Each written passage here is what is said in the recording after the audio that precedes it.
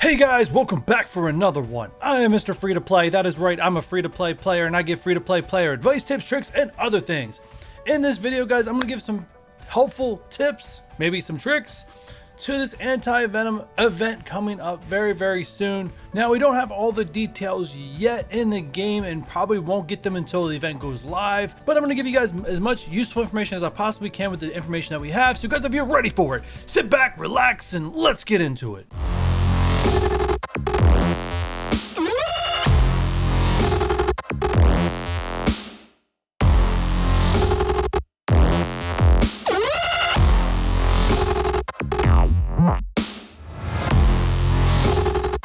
Alright, now starting off this milestone event with anti-venom, this is what we know so far. Well, based on in-game information, so two of the milestones are currently here, the one for opening the orbs and the one for your alliance, which I'll review here in a little bit. What is not being shown here is this Dream Warriors milestone. This one's going to be a daily milestone, so I probably won't see it until the day that it actually goes live. But you score points for using characters with the Masked Caper trait in Blitz and Arena. Now, most of this information you guys probably already know at this point, but I am going to give you some tips and tricks with this. Now, in the past, this event used to be only Blitz only.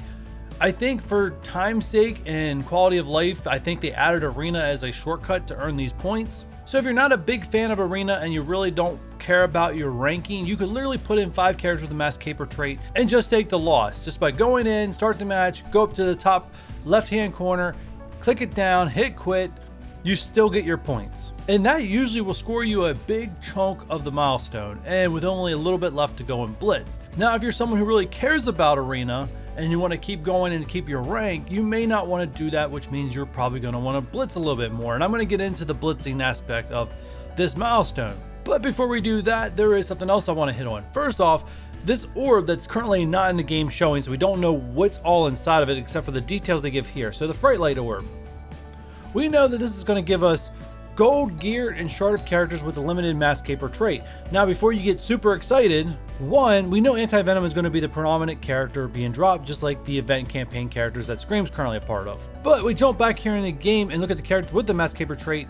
Don't get your hopes up that Symbiote Spider-Man, Minerva, Proxima Midnight, Taskmaster, Electro, or Baron Zemo will be a part of that event either, as they are all currently characters that are not farmable, and if they stick to what they usually do for the event campaign characters, they will not be in the orb because they're not considered farmable yet. So while we're still on the topic of the orbs, we know to hit milestone 30, which is the last milestone for really good rewards, we need 41,400 points, which equates to us cracking open 63 orbs. That's a lot of orbs to open up. And unfortunately, when we look at the Lucid Dream milestone event, you can only get 5 orbs from that event alone, which is going to take the entire duration of the event. So that means there's a lot of orbs they either need to give us in the daily milestone of us doing Arena and Blitz matches, or you're going to be able to earn some of these Fright Light orbs by doing Blitz also. So that's also a possibility, and we won't know until the event's actually here. But other than that, there's got to be a lot of orb fragments available in the daily, which I just don't see that happening.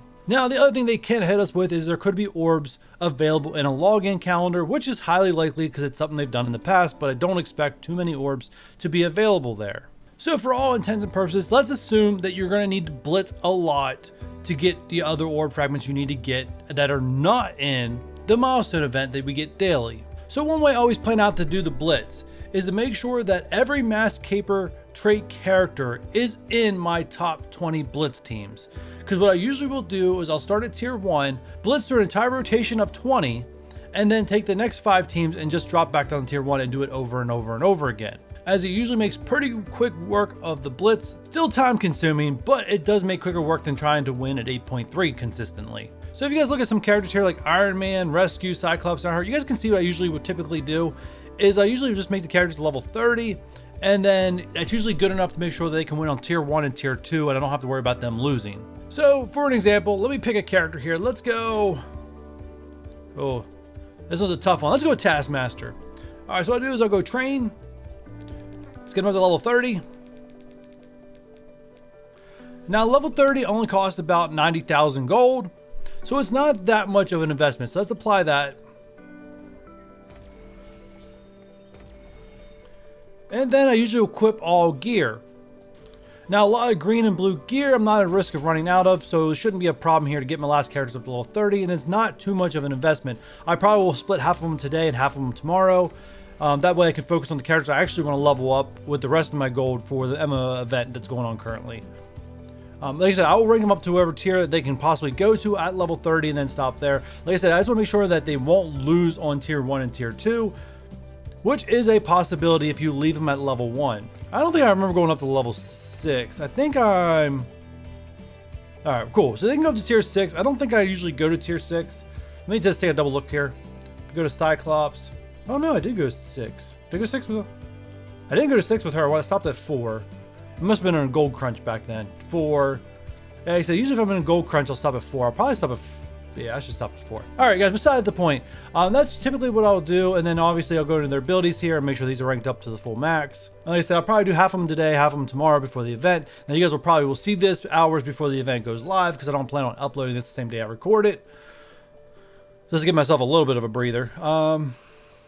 That's where we're at there. Alright. Alright guys, so the last step I need to do, which I won't do live on camera just because it's going to be very time consuming, is I need to rearrange my blitz teams to make sure that the mask caper trait is within my top 20 blitz teams. So a lot of my top teams I won't reset, I'll keep them as is, but 20 to me, the cutoff point is right down here.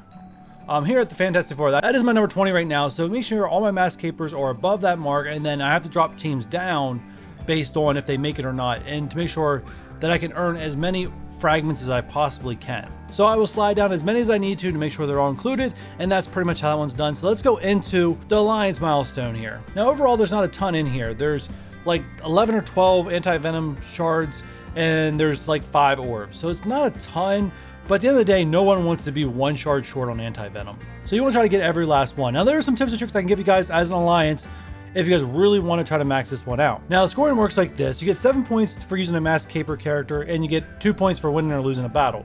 So if you use 5 characters with mask caper trait, you're going to get 35 points there alone, plus the 2, 37 points. You get 37 points for each win or loss in a raid, as long as you're using 5 mask caper characters, which you may want to do to try to get these milestones as fast as possible and get back to your normal raiding schedule.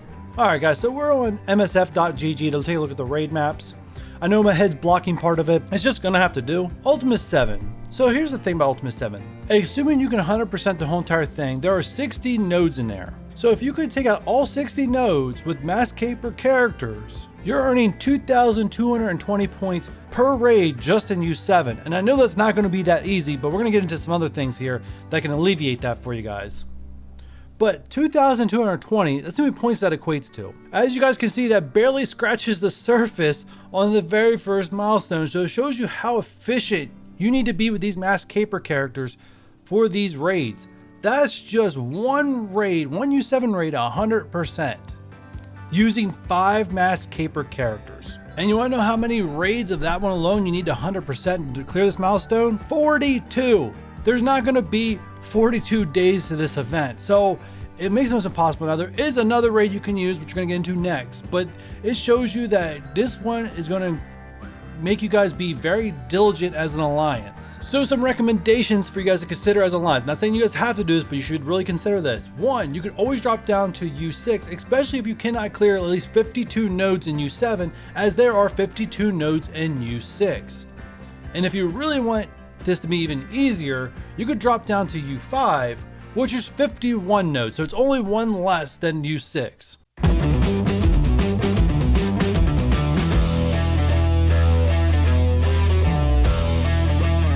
But if you're not clearing this many nodes in U7 and you can't use your mask caper characters, it's probably in your best benefit to take a hit on the raid season. Assuming multiple alliances do this, your hit probably won't be that substantial. But go in here, clear out this milestone as fast as possible and get back to your raid season. Get back to your U7, get back to wherever you guys are at. Now let's look at the other raid. So the one currently going on right now is Alpha. Now in Alpha 4 and Alpha 3, you got all these specific tags that you have to do, and it makes it really hard, unless you're probably City, to do the characters with the mask caper tag, especially 5 of them. Now there are 70 nodes available in Alpha. So once again, this is guys' my recommendation. The node count does not change if you drop down in tiers. So if you go to Alpha 2, it gets rid of a lot of these specific tags. You can use whoever, you can use your 5 mask caper characters, your 5 best, and blow through this. You don't have to worry about specific tags when it gets to the boss nodes, but most likely because you're going to be so overpowered, you can probably use any of your 5 Mass Caper characters and clear this, especially if you're more late mid-game, end-game alliance. And I do not recommend Alpha 1 just because it removes a lot of the extra nodes and you're missing out, and you really need that 70. Alright guys, that is it. I feel like I've given you all the useful information I possibly can regarding these events for information that we do know, and hopefully you guys are ready to go Thursday game reset to start conquering this and get yourself as much anti-venom as possible in those orb fragments. And with that said, if you guys enjoyed this deep dive, give me a thumbs up. If you're new here or have not done so already, hit that subscribe button. And if you don't want to miss any deep dives that I do on my channel, don't forget that notification bell. And with all that said, I will catch you guys on the next one. Bye.